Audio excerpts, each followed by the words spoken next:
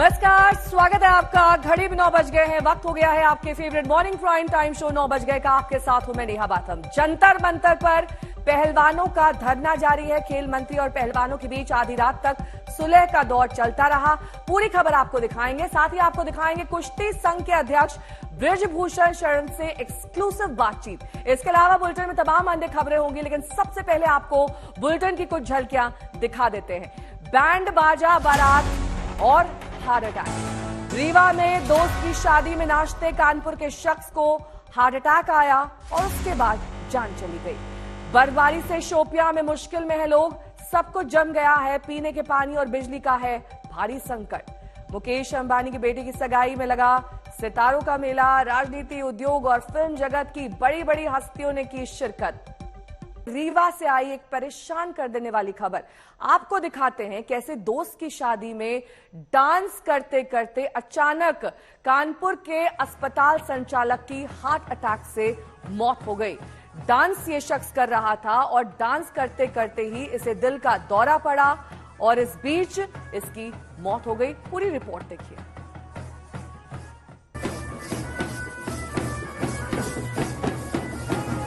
दोस्त की शादी हो तो झूम के नाचना तो बनता है। सिर पर साफा बांधे बैंड बाजे के धुन पर डांस करते ये हैं कानपुर के नर्सिंग होम के संचालक अभय सिंह सचान। अभय अपने दोस्त की शादी में कानपुर से रीवा गए थे। जरा देखिए कितने खुश नजर आ रहे हैं अभय सचान। कोई नहीं है लेकिन अकेले ही डांस कर रहे हैं। लेकिन तभी कुछ ऐसा होता है जिसके बारे में कोई सोच भी नहीं सकता था। डांस करते करते अभय सचान लड़खड़ा कर गिर जाते हैं।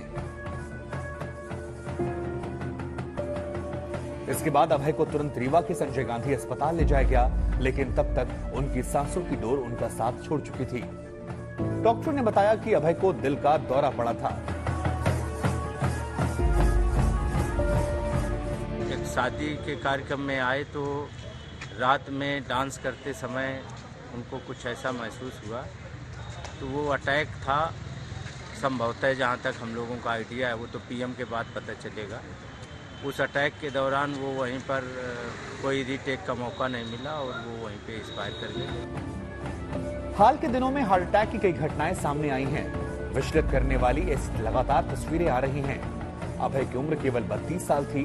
उन्हें दिल की कोई भी ज्ञात बीमारी भी नहीं थी। रंजय सिंह, कानपुर, आज तक।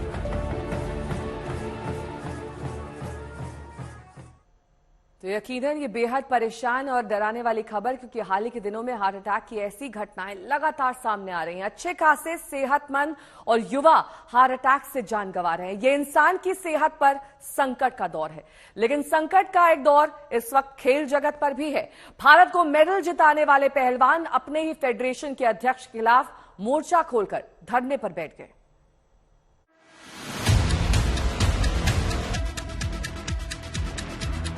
हमारे साथ इतना कुछ हुआ है, उनके साथ पिछले 8-10 साल में कितना कुछ हुआ होगा, आप वो सोच सकते हैं।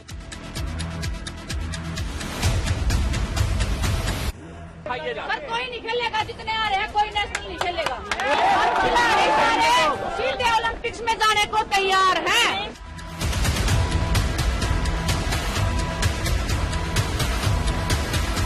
हमारा ये धरना जब तक चालू रहेगा, जब तक सब कुछ क्लियरिटी भी नहीं आ जाता। उत्पीड़न का आरोप मेरे ऊपर लगेगा तो मैं फांसी पर लटक जाऊंगा। अपराधी बन करके इस्तीफा नहीं दे सकता।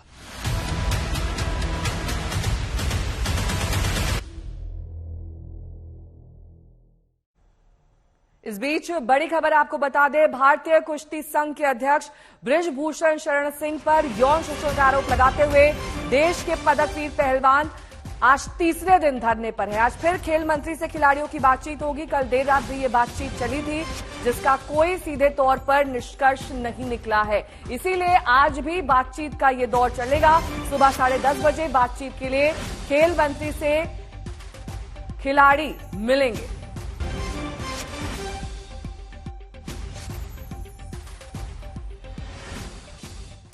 तो तो करीब 3.25 घंटे खेल मंत्री और खिलाड़ियों की बैठक चली। रात 10 बजे ये बैठक शुरू हुई थी और लगभग 3 घंटे 45 मिनट तक ये बैठक चलती रही। बैठक रात 1:45 बजे खत्म हुई है। आइए आपको बताते हैं बैठक से जुड़ा पूरा घटनाक्रम। खिलाड़ियों ने अपनी बात रखी, फिर खेल मंत्री ने सभी की बात सुनी। दोनों पक्ष से ये बातचीत हुई, लेकिन धरना अभी खत्म नहीं होगा, ये खिलाड़ियों ने कहा। खेल मंत्री ने पहलवानों को प्रस्ताव दिया है। उन्होंने कहा है कि आज भी वो बातचीत करेंगे। खेल मंत्री ने आरोपों को गंभीर माना है और आज भी पहलवानों को बैठक के लिए सुबह 10:30 बजे बुलाया गया है। बैठक अच्छे माहौल में हुई, लेकिन सूत्रों के मुताबिक पहलवान बृजभूषण के इस्तीफे की अपनी मांग पर अड़े हुए हैं। खेल मंत्री और पहलवानों के बीच आज भी जो बैठक रखी गई है, वो बैठक दरअसल 10 बजे 10:30 बजे शुरू होगी। कल रात 10 बजे जो बैठक हुई थी उसका कोई नतीजा नहीं निकला है। लेकिन आज तक से बातचीत में कुश्ती संघ के अध्यक्ष बृजभूषण ने इस्तीफा देने से इनकार कर दिया। उनका कहना है कि 22 जनवरी यानी कल कुश्ती संघ के कार्यकारिणी की बैठक होगी और कार्यकारिणी का आदेश वो मानेंगे। पूरी रिपोर्ट देखिए कि कैसे ये पूरा घटनाक्रम पिछले 2 दिन से चला आ रहा है।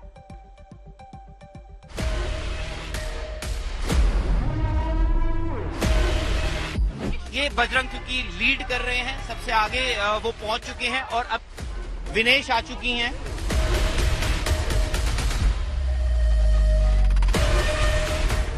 खेल मंत्री अनुराग ठाकुर के घर पर बैठक चल रही है।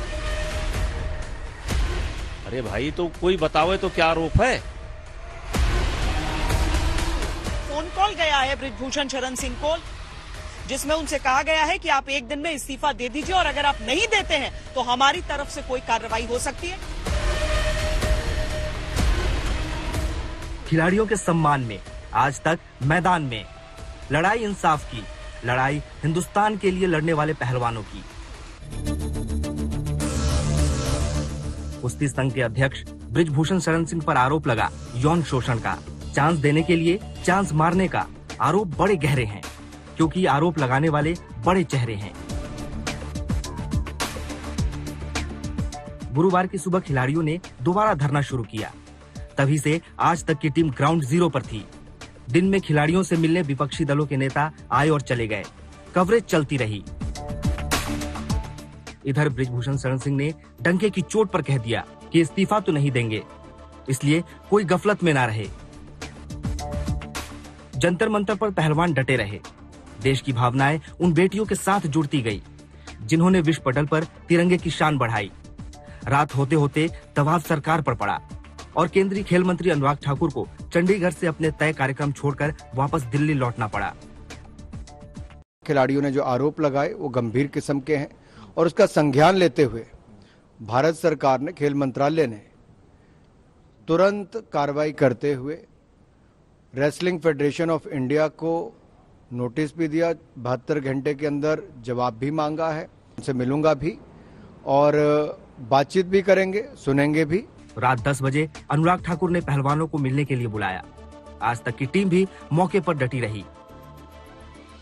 समय बीतता गया, रात बढ़ती गई, दिल्ली का पारा गिरता गया, मगर आज तक डटा रहा।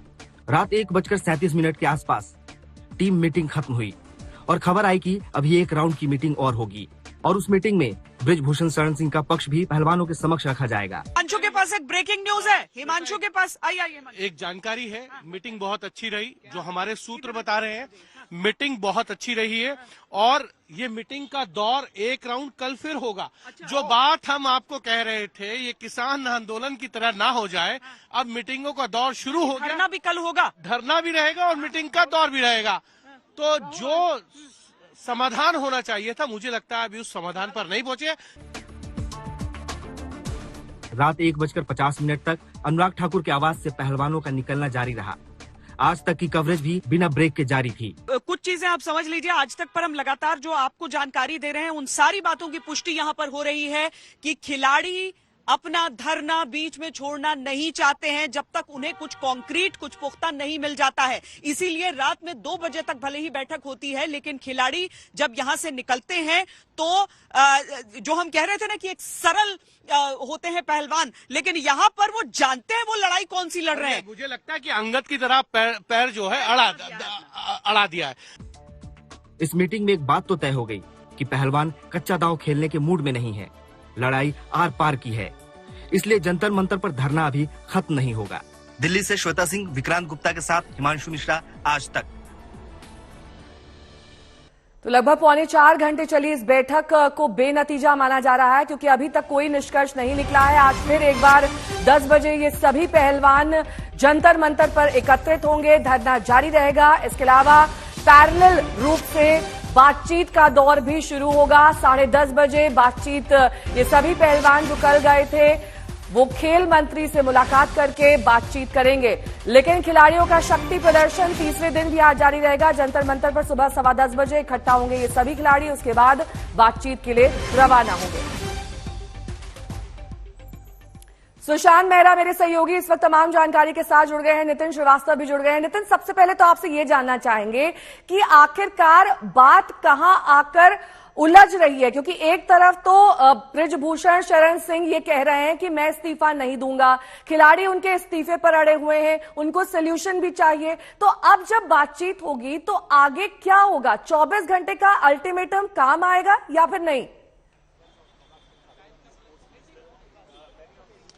देखिए, इसमें कई सारी चीजें हैं। पहली बात तो ये कि जब कल मंत्री जी ने बुलाया यहाँ पर अपने घर पर पहलवानों को मिलने के लिए, बातचीत करने के लिए, उनको समझाने के लिए, एक पॉइंट तो ऐसा आया जहां पर सभी जो है काफी खुश थे। लेकिन उसके बाद जब ये कहा गया कि हम एक कमेटी बना देते हैं और कमेटी टेक ओवर करेगी और आप लोग जो है अपना धरना जो है वो बंद कर दीजिए, अपना जो एजिटेशन है उसको कॉल ऑफ कर दीजिए, उस पॉइंट पर जो खिलाड़ी थे जो धरना कर रहे हैं वो बिल्कुल भी तैयार नहीं हुए। उन्होंने साफ कह दिया कि हमें जब तक बृजभूषण शरण सिंह अपनी कुर्सी से हट नहीं जाते हैं तब तक हम अपना धरना बंद नहीं करेंगे। तो ये वो पॉइंट है जहां पर आकर कल ये मीटिंग खत्म हुई थी, और चूंकि रात काफी हो गई थी, 4.5 घंटे के आसपास की ये पूरी मीटिंग हुई थी, इसलिए यह तय किया गया था कि ये मीटिंग जो है दूसरे दिन दोबारा की जाएगी। सुबह 8 बजे का वक्त दिया गया था, लेकिन खिलाड़ियों ने आज ये तय किया है कि हम पहले जंतर मंतर जाएंगे, हम वहां पर अपना जो है शक्ति प्रदर्शन करेंगे। आज तीसरा दिन होगा इस धरने का, और उसके बाद हम वहां बैठेंगे, जितने भी जो है मेंबर्स हैं वो सारे डिस्कशन करेंगे, एक मीटिंग करेंगे कि हमें अब इस दूसरी जो राउंड की मीटिंग है उसमें हमें अपनी पक्ष को किस तरीके से रखना है। समझने वाली बात यह है कि यही 12 बजे के आसपास जो है गोंडा के अंदर में जो है बृजभूषण शरण सिंह वो भी प्रेस कॉन्फ्रेंस कर रहे हैं।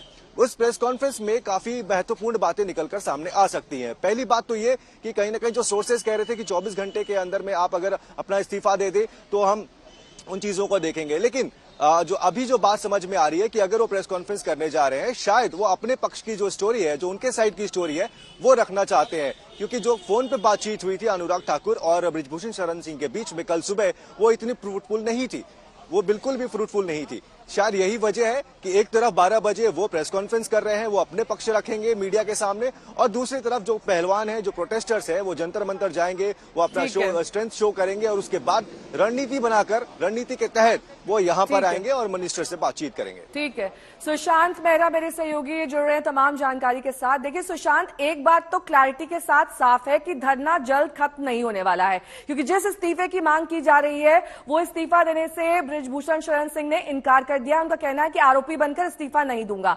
आज जब ये धरना होगा, बातचीत होगी, खिलाड़ी क्या कह रहे हैं कि क्या वो इस बात पर, बीच की किसी बात पर मानेंगे? देखिए नेहा, मैं आपको बता दूं कि सबसे महत्वपूर्ण बात 12 बजे के आसपास बृजभूषण जो सिंह है उनकी एक प्रेस कॉन्फ्रेंस होनी है, लेकिन उससे पहले जो शक्ति प्रदर्शन होने जा रहा है जंतर मंतर पर, उसकी तैयारियां जो है वो शुरू हो गई है। पीछे आप देखेंगे एक बार फिर से मंच जो है वो सजना शुरू हो गया है, कुर्सियां, टेबल, और उसके साथ साथ कल मीडिया का अच्छा खासा जमावड़ा जो है वो यहाँ पर देखने को मिला था, और ऐसे में तमाम रेसलर एक बार फिर से यहाँ पे पहुंचना शुरू हुए। लेकिन सबसे बड़ी बात यह है कि बीच का रास्ता क्या कुछ निकल पाएगा या नहीं निकल पाएगा, क्योंकि अभी तक अगर बात की जाए जो कल देर रात तक बैठक चली उसमें कोई भी सलूशन जो है वो नहीं निकला। आज एक बार फिर से मीटिंग का दूसरा दौर जो है वो शुरू होगा, और उसमें देखना होगा कि क्या खिलाड़ी इस बात पर मानते हैं कि जो कमेटी का गठन किया गया है उससे वो संतुष्ट हैं या नहीं है, क्योंकि कल खिलाड़ियों ने साफ तौर पे कहा था कि जो कमेटी वो बना रहे हैं उससे वो संतुष्ट नहीं है, यानी सीधे तौर पर वो कमेटी की बात से संतुष्ट होते हुए फिलहाल जो है वो नजर कमेटी की बात पर राजी नहीं है। 10:15 बजे यहाँ जंतर मंतर पर एकत्रित होना है, उसके बाद खेल मंत्री से मुलाकात होनी है। हालांकि इस्तीफे की मांग पर अभी भी सभी खिलाड़ी अड़े हुए हैं, लेकिन देश के ये नामी पहलवान संगीन इल्जाम लगा रहे हैं। जाहिर तौर पर उनका ये कहना है कि यौन शोषण कई खिलाड़ियों के साथ हुआ है। भारतीय कुश्ती संघ के अध्यक्ष बृजभूषण शरण सिंह के इस्तीफे की मांग भी लगातार उठ रही, लेकिन क्या बृजभूषण शरण सिंह इस्तीफा देंगे? आज तक संवाददाता अभिषेक मिश्रा ने बृजभूषण शरण सिंह से एक्सक्लूसिव बातचीत में यही सवाल किया, तो उनका जवाब देखिए। देखिए, मैं जरूरत पड़ने पर कुछ भी कर सकता हूं। कोई ये मेरे घर का पद नहीं है।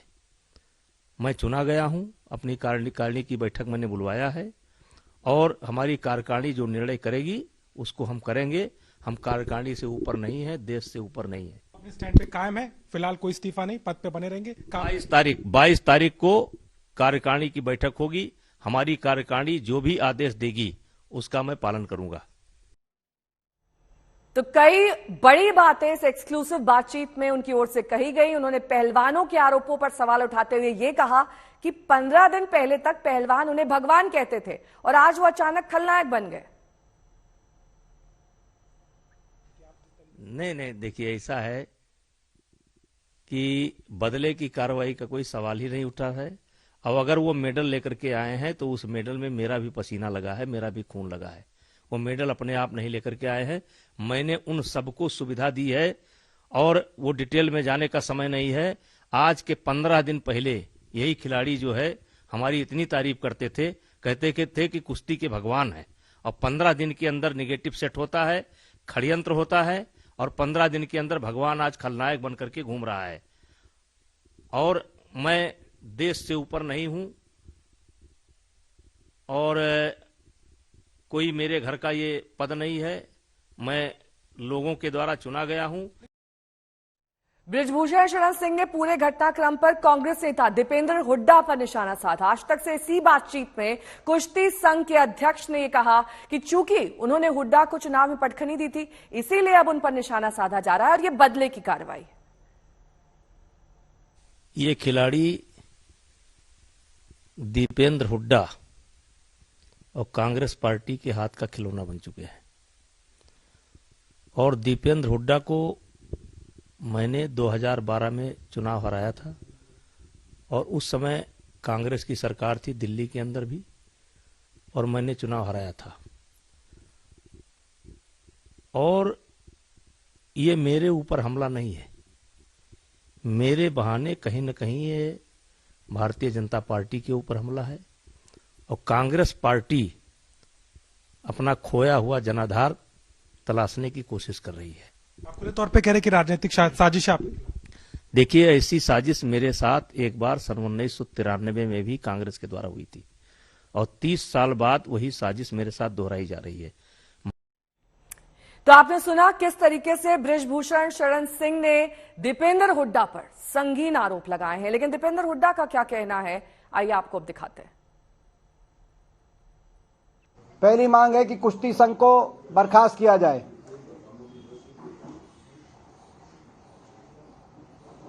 जांच हो। ऐसे संगीन आरोप लगे हैं कि इन संगीन आरोपों को देखते हुए रेलेवेंट धाराओं के मुकदमे दर्ज किए जाएं कुश्ती संघ के अधिकारियों पे और कानूनी कार्रवाई इसमें की जाए। ये पूरे देश से संबंधित बात है, तो जांच सीबीआई की इंक्वायरी हो और सुप्रीम कोर्ट मॉनिटर्ड इंक्वायरी हो। समय निर्धारित करके समय तय किया जाए इंक्वायरी का और किसी भी दोषी को बख्शा नहीं जाए। तो किस तरीके से वार पलटवार किया गया ये तो आपने देख लिया, लेकिन बृजभूषण शरण सिंह की सफाई आपने देखी और अब आपको ये दिखाते हैं कि पहलवानों ने इसके तहत क्या बयान दिया। कल जंतर मंतर पर पहलवानों से बात करने नामी रेसलर और बीजेपी नेता बबीता फोगाट वहीं मौजूद थी। ये चीजें हालांकि मेरे साथ तो नहीं हुई, लेकिन जब हम कैंप के दौरान रहे हैं तो कहीं ना कहीं से ये आवाजें हमें सुनने को मिलती थी। लेकिन वही चीज है कि अगर कोई सामने आएगा तभी हम भरोसा कर पाएंगे। ये चीजें सामने नहीं आ पाई थी, आज इन लोगों ने सामने रखी है, तो ये कोई छोटी चीज नहीं है। मैं भी इस चीज को मानती हूँ कि इन लोगों ने इतने बड़े प्लेटफॉर्म के आकर और इतने बड़े एलिगेशन ऐसे ही नहीं लगाए जाते। बबीता, आपके तो धुआं वहीं से उठता है जहाँ पे आग लगी होती है। तो मैं इस चीज को भी मानती हूँ और इसकी निष्पक्ष जांच होगी, बिल्कुल ये भी मैं भरोसा दिलाती हूँ। और जो भी हमारे खिलाड़ी जैसा चाहते हैं, कोई कमेटी बनाई है? देखिए अभी मैं बात करूंगी, कमेटी तो यही लोग बनाएंगे। सूत्रों के हवाले से पता लगा कि हमारे अध्यक्ष जी विदेश भाजने की फिराक में हैं। तो कृपया जब तक जांच नहीं होती, जो चीजें खिलाड़ियों ने जो उठाया है, बेड़ा जो उठाया है, जब तक जांच नहीं होती तो इस चीज पे भी एक बार गवर्नमेंट को ध्यान देना चाहिए। तो एक ओर जहां दिल्ली में पहलवानों के आरोपों से खेल और सियासत का माहौल गर्म है, तो वहीं सूरज की तपिश से मौसम भी थोड़ा गर्म हुआ है। लेकिन अब हम आपको दो खबरें दिखाने जा रहे हैं, उसे देखकर आप ठिठुर जाएंगे। जम्मू कश्मीर के शोपियां में बर्फबारी से जनजीवन मुश्किल में है।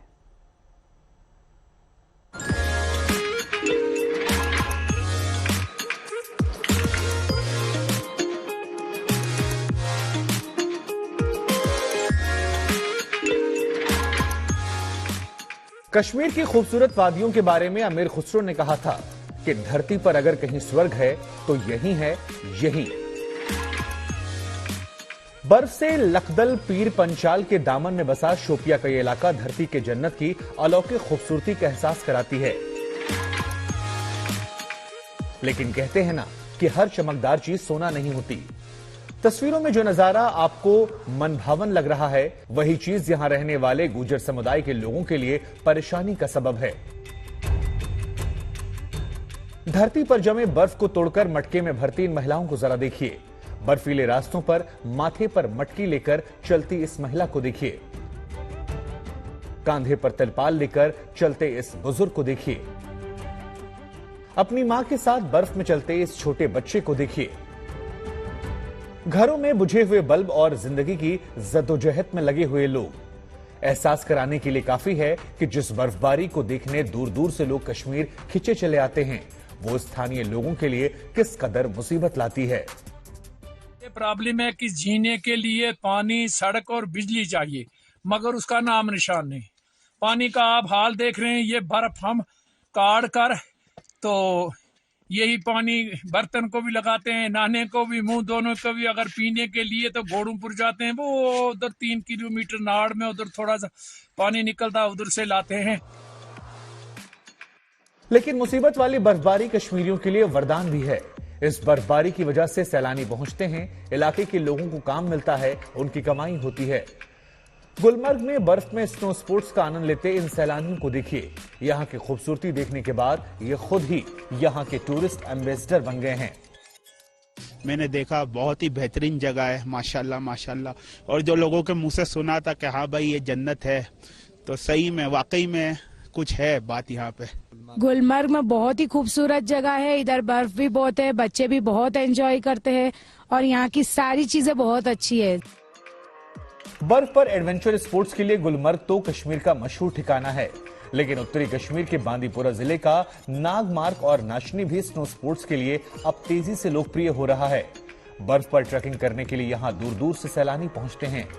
इलाके के लोगों के लिए ये रोजगार का नया जरिया साबित हो रहा है। यहाँ टूरिस्ट आने से बड़ा फायदा मिलता है यहाँ के नॉन लोगों को, जो यहाँ के यूथ हैं। तो अगर टूरिस्ट यहाँ ज्यादा आएंगे, इतना फायदा मिलेगा यहाँ के लोगों को। और दूसरा, यहाँ के यूथ जो है ये बहुत बेरोजगार हैं। तो और सर यहाँ फुटबॉल एक भी बनाया था यहाँ पे, उससे भी बहुत फायदा हुआ लोगों को गवर्नमेंट की वजह से। इस बर्फबारी को लेकर जहाँ एक तरफ लोगों के लिए दिक्कतें बढ़ती हैं, खास तौर से दूर दराज इलाकों में रहने वाले लोगों को, वहीं पर लोग दूसरी तरफ इस बात को लेकर खुश हैं कि ये बर्फबारी जहाँ खेती के लिए, पानी के साधनों के लिए ज़रूरी है, वहीं पर इस बर्फबारी ने कश्मीर में विंटर टूरिज्म को काफी बढ़ावा दिया है। अशरफ वानी, श्रीनगर, आज तक। तो ये तो बात हुई जम्मू कश्मीर की, लेकिन उत्तराखंड के भी कई हिस्सों में फिर से बर्फबारी तेज हो गई है। चमोली, टिहरी, रुद्रप्रयाग और पिथौरागढ़ जैसे इलाकों में जमकर बर्फबारी हो रही है। उत्तरकाशी के गंगोत्री और यमुनोत्री इलाकों में जमकर बर्फबारी हुई है और इसी की वजह से गंगोत्री नेशनल हाईवे पर कई जगह आवाजाही वाहनों की बंद हो गई है। गंगोत्री धाम का संपर्क जिला मुख्यालय से कट गया है। हालांकि हाईवे खोलने के लिए सीमा सड़क संगठन के जवान एक्शन में आ गए।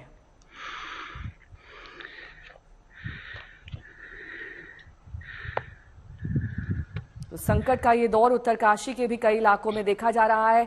ढक गए हैं पहाड़ और जम गई हैं नदियां। इसके साथ ही नेशनल हाईवे भी बंद हो गया है।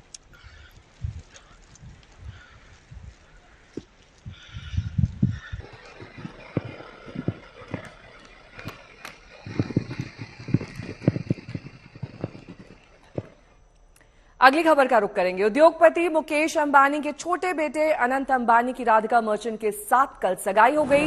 मुंबई में उनके आवास एंटीलिया में एक भव्य कार्यक्रम के दौरान दोनों ने एक दूसरे को अंगूठी पहनाई। इस कार्यक्रम में सियासत, फिल्म जगत और खेल जगत से जुड़ी तमाम हस्तियां शामिल हुई।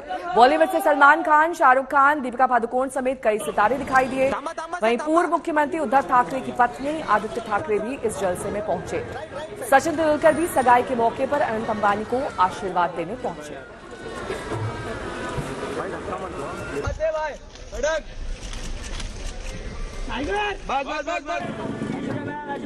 अरे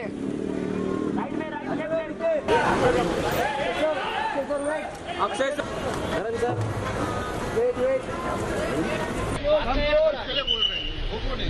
वही तो मैं बोल रहा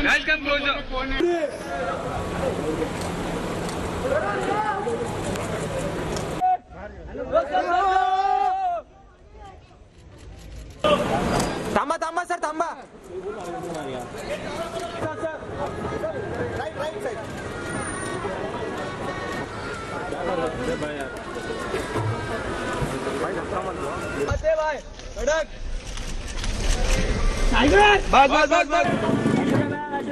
अरे राहुल गांधी की भारत जोड़ो यात्रा आज कठुआ में जारी है। जम्मू कश्मीर में एक दिन पहले ही उनकी यात्रा पहुंची है। आज कठुआ में राहुल जैकेट पहने नजर आए क्योंकि पूरी यात्रा में उनकी सफेद टी शर्ट चर्चा में थी, लेकिन आज उनका पहनावा कठुआ में अलग दिखाई दिया। इस सफेद टी शर्ट के ऊपर वो जैकेट पहने हुए दिखाई दिए। कार्यकर्ता भी यहाँ पर भारी संख्या में आए हैं और शिवसेना के नेता संजय राउत भी है। राहुल जी आज आपने जैकेट पहन ली, ठंड लगी जम्मू कश्मीर में? राहुल जी आज ठंड लगी? राहुल जी कैसा उत्साह? राहुल जी तो आप देख सकते हैं कि राहुल गांधी मुस्कुराकर आज तक के सवालों के जवाब दे रहे थे। हम उनसे जवाब लेने का प्रयास किया, लेकिन आज की बड़ी खबर यही है कि राहुल गांधी जैकेट में दिखे हैं। अभी तक जो भारत जोड़ो यात्रा है उसमें टी शर्ट में दिखे गए थे। तो साफ तौर पर यहाँ भारत जोड़ो यात्रा को लेकर खासा उत्साह है और कांग्रेस के कार्यकर्ता भारी संख्या में आए हैं। वीडियो जर्नलिस्ट नीरज कुमार के साथ मैं सुनील भट्ट, कठुआ, जम्मू कश्मीर, आज तक। अपने सम्मान के लिए देश के खिलाड़ी सड़क पर हैं, लेकिन सियासतदानों ने सियासी अखाड़ा लगा दिया है। खिलाड़ियों के बहाने बीजेपी सरकार पर निशाने साध रही है। हालांकि खिलाड़ियों ने अपने विरोध प्रदर्शन को राजनीति से दूर रखने की बात कही।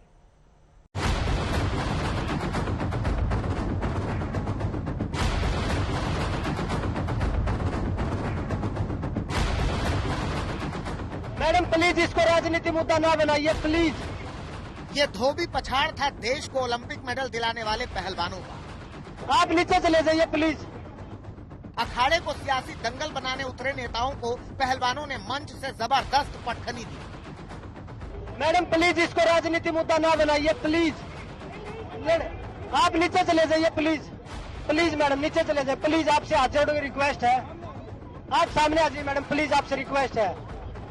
ये खिलाड़ियों का धरना है। ये कुश्ती संघ के खिलाफ पहलवानों ने मोर्चा खोला तो सियासतदानों ने जंतर मंतर की ओर कूच कर दिया।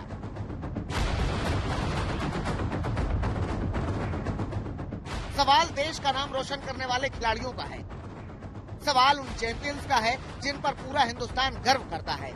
कोई गोल्ड मेडलिस्ट है, कोई ओलंपिक चैंपियन है। ऐसे में धरने के बाद सही सरकार पूरी तरह एक्शन मोड में आ गई है। पहलवान बबीता फोगाट सरकार की ओर से बातचीत करने जंतर मंतर पहुंची। पहलवानों के साथ सरकार के खड़े होने की बात कही। सबके सपोर्ट में भी आज मैं कोशिश करूंगी कि इनकी समस्या का मैं समाधान जरूर निकलवा दूं। ये मैंने इनको विश्वास भी दिलाया है कि हमारी सरकार आपके साथ है और यहाँ तक कि हमारी सरकार ने अब तक आप लोगों ने देखा होगा कि उनको बेहतर घंटे का टाइम भी दे दिया है जवाब देने के लिए। ये एक्शन भी ले लिया है और बहुत जल्दी आज हो सकता है इनका समाधान भी निकल जाए।